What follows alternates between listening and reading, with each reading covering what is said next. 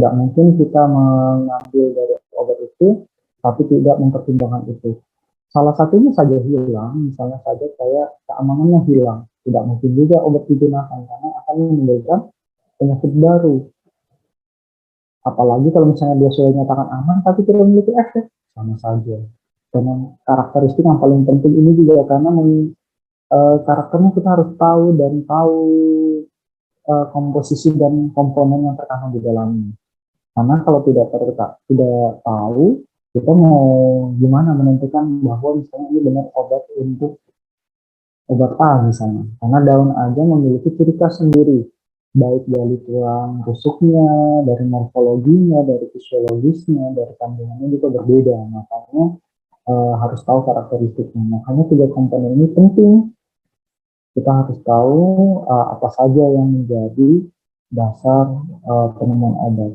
Nah, jadi arahnya kita ke arah sana sebenarnya. Jadi ke arah penemuan atau discovery dari obat yang akan kita cari, khususnya yang berasal dari bahan alam.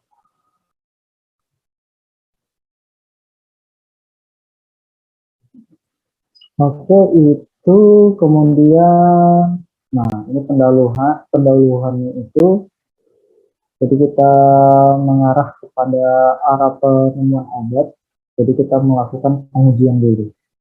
Nah, jadi kalau misalnya mata kuliahnya ada kan berasal dari pengujian farmasi ya, jadi itu kita ingin dari kata pengujian dan bahan farmasi.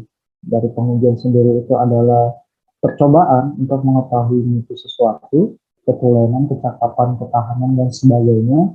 Jadi kita ingin melakukan eksperimen untuk membuktikan sesuatu. Nah, bahan farmasinya itu berkaitan dengan obat. Karena kita ujikan apakah misalnya senyawa yang kita buat itu menjadi obat. Misalnya daun A, betul nggak sih dia memiliki efek sebagai obat? Nah, tentu kita harus membuktikan dulu sampai bisa dinyatakan dia betul memiliki efek sebagai obat tertentu. Obat diabetes kah, obat asam urat kah, obat kolesterol kah. Nah, itu tergantung dari pengujiannya.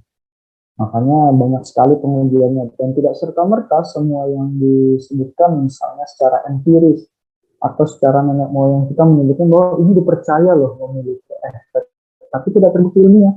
Tentu itu juga menjadi permasalahan karena kita harus membuktikannya dulu.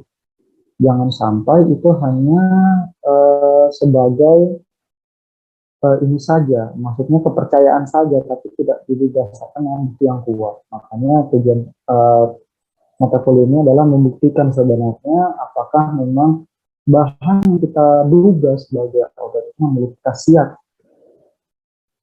untuk menyembuhkan suatu penyakit atau dari efek tertentu. Nah, bahan farmasi ini karena berkaitan dengan obat, sebenarnya bukan hanya obat, kosmetik juga termasuk, karena itu juga kita harus mengujikan sebenarnya. Nah, tapi ini kita melihat karena tahapan itu juga agak berbeda-beda. Kemudian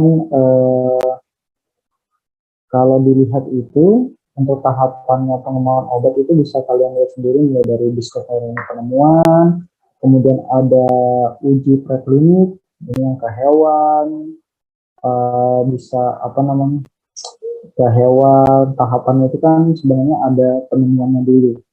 Kita misalnya menemukan apakah betul dia memiliki obat atau tidak. Kemudian dicoba, mungkin kalau sekarang itu ada doping untuk merumuskan senyawanya itu masuk di bagian mana. Nah, baru diujikan secara in vitro. Nah, in vitro itu ke beberapa jaringan. Nah, dari jaringan atau dari sel, kultur sel sendiri, apakah betul. Nah, baru naik tingkatan itu masuk ke hewan coba. Nah, hewan coba ini sudah masuk ke dalam tahapan preklinikal. Jadi dari awal tadi itu adalah tahapan preklinikal ujinya. Kemudian masuk ke uji klinis, yaitu dari fase 1, 2, 3, dan 4. Ini sebenarnya ada yang ke ini ya, ada yang keempat ya. Nah, itu berbeda-beda. Ini sudah ke manusia. Manusia ini dari jumlahnya yang sedikit, 20 sampai 30, nanti meningkat karena tujuannya adalah melihat keamanan, kemudian melihat juga dosisnya, sesuai atau enggak, dengan mengacu pada hasil uji preklinik. Nah, dari uji klinik itu masuk ke tahap berikutnya. Nanti kalau misalnya sudah lulus fase 1, ternyata masuklah ke fase kedua. Nah, tentu juga ini butuh waktu ya. Makanya obat itu yang beredar sekarang tidak serta-merta habis diproduksi langsung muncul. Enggak, harus diuji dulu sampai dia diterima nih. Diterima oleh badan FDA, direview ada masalah atau tidak pada saat sudah di apa namanya sudah digunakan, benar nggak pengujiannya, sudah sesuai atau tidak, sampai akhirnya disetujui. Nah, setelah disetujui, ada lagi tahapan masuk ke post market. Jadi dia setelah beredar di sudah setuju ini, sudah tahap aman dan sudah memenuhi syarat, ini kita apa namanya sebarkan ke masyarakat. Nah, apakah dia sudah apa namanya ada kasus di sana atau timbul masalah setelah disebarkan. Nah, jadi ini banyak sekali ya. Kalau misalnya kita melihat dari tahun ini ya, mulai dari 0 sampai berapa tahun ini sampai 16 tahun gitu, kurang lebihnya. Hanya cukup panjang untuk tahapan dari pengembangan obat itu, pengembangan obat baru dan pengembangan ini. Nah, ini bisa kalian lihat untuk gambarannya sendiri itu, ya ada prototipe desainnya. Nah, jadi dari material material in vitro, kemudian dibuat desainnya itu, jadi ada yang dimensinya itu ada untuk kesehatan, kemudian ada juga sampai ke tahap industri. Jadi semuanya itu diatur, tidak serta-merta semuanya muncul begitu saja, tapi memang ada tahapan yang harus dilalui di sana. Nah, makanya ini penting kita harus tahu dan perannya itu di mana sih kalau misalnya mata kuliah kita, jadi perannya itu kita pengujian di sini. Nah, pengujian untuk sampai ke tahap in vivo. Nah, masuk ke dalam preclinical development. Nah, masuk ke clinical development, nanti mungkin di project juga mungkin kalau ada itu nanti disampai ke manusia.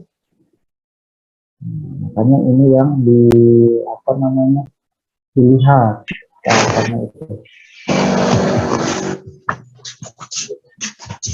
Ada yang mau berkomentar? Ini saya lihat ada suaranya. Oh, Arum Cahaya.